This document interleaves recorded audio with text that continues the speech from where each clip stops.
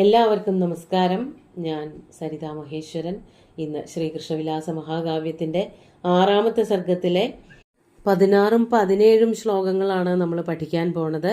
2 ശ്ലോകങ്ങളിലും അനുഷ്ടുപ്പ് വൃത്തം തന്നെയാണുള്ളത്. ഇവിടെ ബ്രാഹ്മണരുടെ അനുഗ്രഹം കൊണ്ട് ആർക്കൊക്കെ എന്തൊക്കെ ഉണ്ടായി, ബ്രാഹ്മണരുടെ ദേഷ്യം കൊണ്ട് ആർക്കൊക്കെ എന്താ സംഭവിച്ചത് എന്നുള്ളതൊക്കെയാണ് വർണ്ണിച്ചുകൊണ്ടിരിക്കുന്നത്. നമുക്ക് ആദ്യം 16ാമത്തെ ശ്ലോകം ചൊല്ലാം. കിം ചന്ദ്രേണ കിമിന്ദ്രേണ കിമർക്കേണ കിമഗ്നിന നിഗ്രഹാനുഗ്രഹവൂ കർത്തും ബ്രാഹ്മണക്ഷമതേ പരം. കഴിഞ്ഞ ശ്ലോകത്തിന്റെ തുടർച്ച തന്നെയാണ് ഇവിടെ പറയണത്. നമുക്ക് ആദ്യം പദച്ഛേദം നോക്കാം. കിം ചന്ദ്രേണ കിം ഇന്ദ്രേണ കിം അർക്കേണ കിം അഗ്നിന നിഗ്രഹാനുഗ്രഹവൂ കർത്തും ബ്രാഹ്മണ ക്ഷമതേ പരം. ഇവിടെ പ്രത്യേകിച്ചൊന്നും പറയണില്ല, വളരെ വാച്യമായിട്ടുള്ള അർത്ഥം മാത്രമാണുള്ളത്.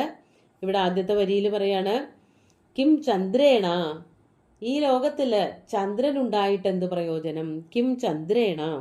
അതുപോലെ തന്നെ ഈ ലോകത്തിന്റെ മുഴുവനും അധിപതിയായിട്ട് വിലസുന്നു എന്ന് പറയപ്പെടുന്ന ഇന്ദ്രേണ കിം, ഇന്ദ്രൻ ഇവിടെ ഉണ്ടായിട്ട് എന്താണ് കാര്യം? ഇന്ദ്രേണ കിം. മാത്രമല്ല കിം അർക്കേണ, അർക്കൻ എന്ന് പറഞ്ഞാൽ സൂര്യനാണ്. സൂര്യനെ കൊണ്ട് എന്താണ് പ്രയോജനം? അതായത് ഇവരെ കൊണ്ടൊക്കെ പ്രയോജനം ഉണ്ടെന്ന് നമുക്ക് തോന്നണതാണ്. ചന്ദ്രനില്ലേ, ചന്ദ്രന്റെ പ്രയോജനം ഇല്ലേ എന്ന് ചോദിച്ചാൽ ഉണ്ട്. രാത്രി ആകുമ്പോൾ ചന്ദ്രന്റെ പ്രകാശം വളരെ പ്രയോജനമുള്ളതാണ്. അതുപോലെ ഇന്ദ്രനെ പറ്റിയിട്ട് ധാരാളം ശക്തിമാനായിട്ടുള്ള ഒരു ദേവതയായിട്ട് വേദങ്ങളിലൊക്കെ ആരാധിക്കപ്പെടുന്നുണ്ട്. ഇന്ദ്രന്റെ അനുഗ്രഹം കൊണ്ട് ഇവിടെ പലതും കിട്ടുന്നുണ്ട്. പക്ഷെ ഒന്നുമല്ല. ബ്രാഹ്മണന്റെ കഴിവിനെ വെച്ച് നോക്കുമ്പോൾ ഇവരാരും ഒന്നുമല്ല എന്ന് പറയാനാണ് പുറപ്പെടുന്നത്. അതുപോലെ കിം അർക്കേണ, അർക്ക എന്ന് പറഞ്ഞാല് സൂര്യൻ എന്നാണ് അർത്ഥം. സൂര്യനെ കൊണ്ട് ഇവിടെ എന്താണ് പ്രയോജനം? മാത്രമല്ല സൂര്യൻ മാത്രമെന്നല്ല, അടുത്ത ദേവതയെ കൂടി പറയാണ് കിം അഗ്നിന, അഗ്നി കൊണ്ട് എന്താണ് കാര്യം? അഗ്നി കൊണ്ട് കാര്യമുണ്ടല്ലോ, സൂര്യനെ കൊണ്ട് കാര്യമൊക്കെ ഉണ്ട്. സൂര്യൻ ഇവിടെ ഉള്ളത് കൊണ്ടാണ് നമുക്ക് പകലൊക്കെ സഞ്ചരിക്കാൻ പറ്റണത്. അത് ഊർജം, വെളിച്ചം, ചൂട്, ഇതൊക്കെ സൂര്യൻ നമുക്ക് ധാരാളം കനിഞ്ഞ് അനുഗ്രഹിച്ച് തരുന്നുണ്ട്. അതേപോലെ തന്നെ അഗ്നിയും വെളിച്ചം തരുന്നുണ്ട്, ചൂട് തരുന്നുണ്ട്. ഭക്ഷണം, സാധനങ്ങൾ മുഴുവനും പാകം ചെയ്യാൻ അഗ്നി നമ്മളെ സഹായിക്കുന്നുണ്ട്. അങ്ങനെ ഇവിടെ ഈ പറഞ്ഞതായ എല്ലാ ദേവന്മാർക്കും അവരവരുടേതായ കഴിവുകളുണ്ട്. അത് മനുഷ്യർക്ക് വേണ്ടുവോളം ലഭിക്കുന്നുണ്ട്. പിന്നെ എന്തുകൊണ്ടാണ് കവി കിം കിം എന്നുള്ള വാക്ക് അവിടെ കൂട്ടിച്ചേർത്തത്? എന്ത് പ്രയോജനം, എന്തിനാ ഇതൊക്കെ എന്ന് പറഞ്ഞത് എന്തുകൊണ്ടാണ് എന്നാണെങ്കിൽ, ഇവരൊക്കെ ഇവിടെ നിലനിൽക്കുന്നത് ഈ ആദ്യം പറഞ്ഞതായ സത്യത്തിന്റെയും ആനൃശംസ്യത്തിന്റെയും ദയവിന്റെയും ദാനശീലത്തിന്റെയും ഒക്കെ ആ ഒരു താങ്ങ് ഉള്ളത് കൊണ്ടാണ്. അത് നടത്തുന്നവനാണ് ബ്രാഹ്മണൻ എന്നാണ് ഇവിടെ പറഞ്ഞു വരണത്. അപ്പൊ ഈ ദേവന്മാരൊക്കെ ഇവിടെ കാലാകാലങ്ങളായിട്ട് നിലനിൽക്കുന്നത് ബ്രാഹ്മണരുടെ ശക്തി കൊണ്ടാണ്. ഇവിടെ കവി പറയാണ് നിഗ്രഹ അനുഗ്രഹവും കർത്തും ബ്രാഹ്മണ പരം ക്ഷമതേ. നിഗ്രഹവും അനുഗ്രഹവും ചെയ്യാൻ. അനുഗ്രഹം എന്ന് പറഞ്ഞാല് നിഗ്രഹം ഇല്ലായ്മ ചെയ്യുക, ഒരാളെ നശിപ്പിക്കുക അല്ലെങ്കിൽ വധിക്കുക, അതിനെയാണ് നിഗ്രഹം എന്ന് പറയാ. അനുഗ്രഹം എന്ന് പറഞ്ഞാൽ അവർക്ക് വേണ്ടതെല്ലാം നൽകുക, അവരെ സംരക്ഷിക്കുക, സമ്പദ് സമൃദ്ധമായിട്ട് അവർക്ക് ജീവിതം നൽകുക, അതൊക്കെ അനുഗ്രഹങ്ങളാണ്. അപ്പോൾ ഒരാളുടെ ജീവിതത്തിൽ അവരെ നിഗ്രഹിക്കാനും അവരെ അനുഗ്രഹിക്കാനുമുള്ള കഴിവ് ബ്രാഹ്മണർക്ക് മാത്രമേ ഉള്ളൂ. നിഗ്രഹ അനുഗ്രഹവും കർത്തും ബ്രാഹ്മണ പരം ക്ഷമതേ. ഇത് രണ്ടും ചെയ്യാൻ, ദ്വിവചനാണ്. നിഗ്രഹവും അനുഗ്രഹവും ചെയ്യാൻ ഏറ്റവും ശക്തിയുള്ളവനായിട്ട് ഇവിടെ കൽപ്പിക്കപ്പെടുന്നത് ബ്രാഹ്മണനെയാണ്. ബ്രാഹ്മണ പരം ക്ഷമതേ. ഇത്തരം ഈ പറഞ്ഞതായ ദേവന്മാരെ പോലും നിയന്ത്രിക്കാനുള്ള ഒരു ശക്തി ബ്രാഹ്മണന് മാത്രമേ ഉള്ളൂ എന്നാണ് ഇവിടെ വർണ്ണിച്ചിരിക്കുന്നത്. എന്നിട്ട് ബ്രാഹ്മണനെ തഴഞ്ഞത് കൊണ്ട് ഓരോരുത്തരുടെ ജീവിതത്തിലുണ്ടായ കഷ്ടനഷ്ടങ്ങളെ പറ്റിയിട്ടാണ് വർണ്ണിക്കാൻ പോണത്. ആദ്യം 17ാമത്തെ ശ്ലോകത്തിൽ ഒരു കഥ പറയാണ്. 2 വരിയുണ്ട്. അച്ഛനോട് അങ്ങ് കേട്ടിട്ടില്ലേ എന്ന് ചോദിച്ചിട്ടാണ് പറയണത്. നേയം കഥാ കിമശ്രാവി യത്ക്രോധാത് കുംഭജന്മന ആസീദജഗരസ്താത നരേന്ദ്രോ നഹുഷഃ പുരാ. ആദ്യം പദച്ഛേദം ചെയ്തിട്ട് കഥയിലേക്ക് പോവാം. ന ഇയം കഥ കിം അശ്രാവി യത് ക്രോധാത് അല്ലെങ്കിൽ യത് ക്രോധാത് കുംഭജന്മന ആസീത് അജഗര താത നരേന്ദ്ര നഹുഷ പുരാ. പുരാ എന്ന് പറഞ്ഞാൽ പണ്ട് ഒരു കാര്യം സംഭവിച്ചിട്ടുണ്ട്, അതിനെ പറ്റിയിട്ട് അച്ഛ അങ്ങ് കേട്ടിട്ടില്ലേ? അതാണ് ന ഇയം കഥ ഹേ ദാദ കിം അശ്രാവി. ഹേ ദാദ, അത് ആദ്യം പറയണം, സംബോധനയാണല്ലോ. അച്ഛ ഇയം കഥ കിം ന അശ്രാവി, ഈ കഥ അങ്ങ് കേട്ടിട്ടില്ലേ അച്ഛ? വളരെ പ്രധാനപ്പെട്ട ഒരു കഥയാണ്. ബ്രാഹ്മണരെ തഴഞ്ഞാല്, ബ്രാഹ്മണർക്ക് വേണ്ടത് ചെയ്തു കൊടുത്തിട്ടില്ല എങ്കിൽ അവരുടെ മനസ്താപം കൊണ്ട്, അവരുടെ ശാപങ്ങളെ കൊണ്ട് ഈ ചെയ്തു കൊടുക്കാത്ത ആളുടെ ജീവിതം മുടിഞ്ഞു പോവും എന്നുള്ളതിൻ്റെ ഒരു ഉദാഹരണമാണ് ഇവിടെ പറയണ കഥ. അതാണ് ഇയം കഥ ന അശ്രാവിക്കും. ഈ ഒരു കഥ അങ്ങ് കേട്ടിട്ടില്ല എന്നുണ്ടോ? എന്താണത്?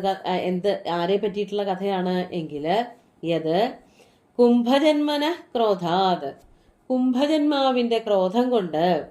കുംഭജന്മ എന്ന് പറഞ്ഞാൽ അഗസ്ത്യമുനിയാണ്. അഗസ്ത്യമുനിയുടെ ജന്മമുണ്ടായത് ഒരു കുടത്തിൽ നിന്നാണ് എന്നുള്ളത് കൊണ്ട് അഗസ്ത്യനെ കുംഭജ അല്ലെങ്കിൽ കുംഭസംഭവ എന്നൊക്കെ പറയും. കുംഭസംഭവനായിട്ടുള്ള അഗസ്ത്യന്റെ ക്രോധം കാരണം, ക്രോധത്താൽ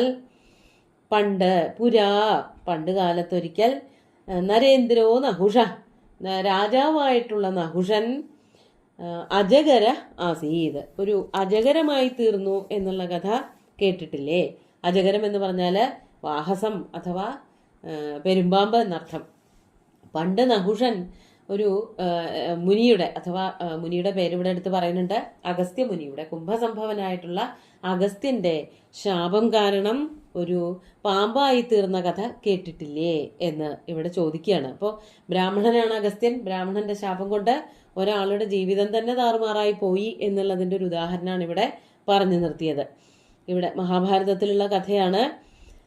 നഹുഷൻ പാമ്പായി തീർന്ന നഹുഷൻ പിന്നീട് അനുഗ്രഹം കൊണ്ട്, ഭഗവാന്റെ അനുഗ്രഹം കൊണ്ടൊക്കെ രാജാവായിട്ട് തീരുന്നുണ്ട്.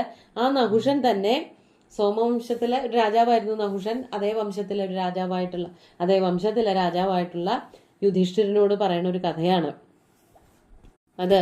മഹാഭാരതത്തിലെ ശ്ലോകങ്ങൾ ഇതാണ്: ബ്രഹ്മർഷീണം സഹസ്രാണി വഹന്തി ശിബികാം മമ സമാമപതയോ രാജൻ പാദയാമാസ വൈശ്രിയ തത്രാപ്യഗസ്ത്യഃ പാദേന വഹം സ്പൃഷ്ടോ മഹാമുനി അദൃഷ്ടേന മയാ ഹ്യുക്തോ ധ്വംസഃ സർപ്പേതി വൈരുഷ തതോ വിമാനാത് പതിതോ വ്യാളീഭൂതോ ഭവേന്ദ്രപ. ഇതി ഇവിടെ പറയാണ്, ആ കഥ ഒന്നെടുത്ത് പറയാണ്. മഹാഭാരതത്തില് നഹുഷൻ യുധിഷ്ഠിരനോട് പറയാണ്, പണ്ട് ഇന്ദ്രന്റെ ആ ഒരു പദവി നഹുഷൻ കൈക്കലാക്കി. എന്നിട്ട് ഇന്ദ്രനോട് അവിടെ നിന്ന് പൊക്കോളാൻ പറഞ്ഞു, സ്വർഗം കൈക്കലാക്കി. അപ്പോൾ സ്വർഗം കൈക്കലാക്കിയപ്പോൾ ഇന്ദ്രന്റെ പത്നിയായിട്ടുള്ള ഇന്ദ്രാണിയും തൻ്റെ പത്നിയായിട്ടിരിക്കണമെന്ന് ആ നഹുഷൻ ഒരു മോഹം ഉണ്ടായി. അപ്പോൾ നഹുഷൻ ആൾക്കാരെ വിട്ടിട്ട്, ദൂതന്മാരെ വിട്ടിട്ട് ഇന്ദ്രാണിയോട് പറഞ്ഞു, അങ്ങ് ദേവി എൻ്റെ പത്നിയായിട്ടിരിക്കണം എന്ന് പറഞ്ഞു. ഇന്ദ്രാണി ആകെ വിഷമത്തിലായിപ്പോയി. ഇന്ദ്രാണി എങ്ങനെ ഇത് സഹിക്കും? നഹുഷനെ എങ്ങനെ ഭർത്താവായിട്ട് അംഗീകരിക്കും? അപ്പോൾ പറഞ്ഞു, ഞാൻ അങ്ങയെ ഭർത്താവായിട്ടൊക്കെ സ്വീകരിക്കാം, പക്ഷേ മുനിമാർ ചുമക്കുന്ന ഒരു മഞ്ചലിൽ കയറി വരണം എന്ന് പറഞ്ഞു. അങ്ങനെ മഞ്ചൽ ചുമക്കാൻ വേണ്ടിയിട്ട് സപ്തർഷിമാരെയൊക്കെ, വളരെ കേമന്മാരായിട്ടുള്ള മഹർഷിമാരെയൊക്കെ ഉപയോഗിച്ചു. ആയിരക്കണക്കിന് ഋഷിമാരെ കൊണ്ട് ആ ശിബിക എന്ന് പറഞ്ഞാൽ പല്ലക്കാണ്, പല്ലക്ക ചുമക്കാൻ കുറേ മുനിമാരെ ഏർപ്പാടാക്കി. അങ്ങനെ അതാണ് ബ്രഹ്മർഷീണാം സഹസ്രാണി വഹന്തി ശിബികാം മമ സമാം അപനയോ രാജൻ പാദയാമാസ വൈശ്രിയ. എൻ്റെ ആ അപനയമാണ്, ഞാൻ ചെയ്യാൻ പാടില്ലാത്തൊരു പ്രവൃത്തിയാണ് ചെയ്തത്. പ്രത്യേകിച്ച് മഹർഷീശ്വരന്മാരെ കൊണ്ടൊക്കെ പല്ലക്ക് ചുമപ്പിക്കുക എന്ന് പറഞ്ഞാൽ ഏറ്റവും കടുത്ത ഒരു പ്രവൃത്തിയായിരുന്നു. ആ അപനയം കൊണ്ട് എനിക്ക് എന്തു സംഭവിച്ചു? ഞാൻ ആ ഐശ്വര്യത്തിൽ നിന്ന്, ഇന്ദ്രൻ എന്നുള്ള ആ പദവിയിൽ നിന്ന് താഴെ വീണുപോയി. അതാണ് സമാം അപനയോ രാജൻ പാദയാമാസ വൈശ്രിയ. അങ്ങനെ എൻ്റെ പല്ലക്ക് ചുമക്കാൻ വന്നവരുടെ കൂട്ടത്തിൽ ആരുണ്ടായിരുന്നു? തത്രാപ്യഗസ്ത്യഃ പാദേന വഹം സ്പൃഷ്ടോ മഹാമുനി. അങ്ങനെ മഹാമുനിയായിട്ടുള്ള അഗസ്ത്യൻ വന്നിട്ട് എൻ്റെ പല്ലക്കം ചുമന്നുകൊണ്ട് സ്വന്തം കാലിൽ ഇങ്ങനെ നടക്കാൻ തുടങ്ങി. എല്ലാ മുനിമാരും നടക്കണ പോലെ തന്നെ അഗസ്ത്യനും നടന്നു. പക്ഷെ അഗസ്ത്യനൊരു പ്രത്യേകതയുണ്ട്, അഗസ്ത്യന് വളരെ ഉയരം കുറവാണ്, മറ്റുള്ള മുനിമാരുടെ അത്രയൊന്നും ഉയരമില്ല. അതുകൊണ്ട് ആ അഗസ്ത്യന് ഏതൊരു ഭാഗമാണോ, പല്ലക്കിന്റെ ഏതൊരു ഭാഗമാണോ പിടിച്ചിരിക്കുന്നത്, അവിടെ ഒരു വേഗത കുറവ് അനുഭവപ്പെട്ടു.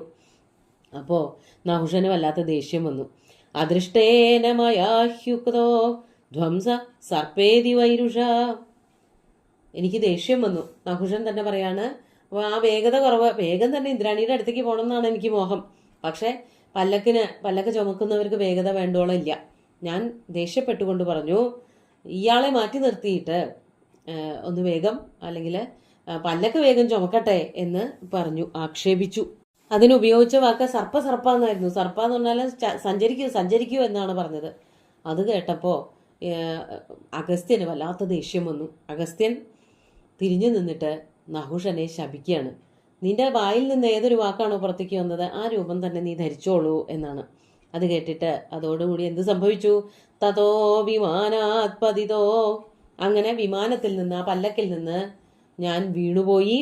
വ്യാളീഭൂതോ ഭവേൻ നൃപ, ഞാനൊരു വ്യാളമായി തീർന്നു. വ്യാളം എന്നുള്ളതിന് നമ്മൾ മലയാളത്തിൽ വ്യാളി എന്നൊക്കെ പറയുമ്പോൾ പേടിയാവണ അർത്ഥമൊക്കെ എടുക്കാറുണ്ട്. അതായത് ഈ ചൈനക്കാരൊക്കെ കൊണ്ട് നടക്കുന്ന സാധനം ഡ്രാഗൺ എന്ന് പറയുന്ന അതിനെയൊക്കെയാണ് നമ്മൾ വ്യാളി എന്ന് പറയുന്നത്. പക്ഷേ സംസ്കൃതത്തിൽ വ്യാളം, വ്യാളി എന്നൊക്കെ പറഞ്ഞാൽ പാമ്പ് എന്നേ അർത്ഥമുള്ളൂ. അതോടുകൂടി ഞാൻ പാമ്പായി തീർന്നു എന്നാണ് ഇവിടെ നഹുഷൻ പറഞ്ഞത്. ആ കഥ ഇവിടെ എന്താണ്, അച്ഛനോട് ഉണ്ണികൃഷ്ണൻ പറയാണ്, ബ്രാഹ്മണനായിട്ടുള്ള അഗസ്ത്യനെ ഈ പല്ലക്ക് ചുമക്കാൻ വേണ്ടിയിട്ട് ഉപയോഗിച്ചത് കാരണമാണ് അഗസ്ത്യന്റെ ശാപമുണ്ടായത്. ആ ശാപം കാരണം നഹുഷൻ പാമ്പായി തീർന്നു. അപ്പൊ ബ്രാഹ്മണനെ നിന്ദിക്കുന്നത്, പുച്ഛിക്കുന്നത് നന്നല്ല എന്ന് കാണിക്കാൻ വേണ്ടിയിട്ടാണ് ഈ ഒരു ഉദാഹരണ കഥ പറഞ്ഞു കൊടുത്തത്.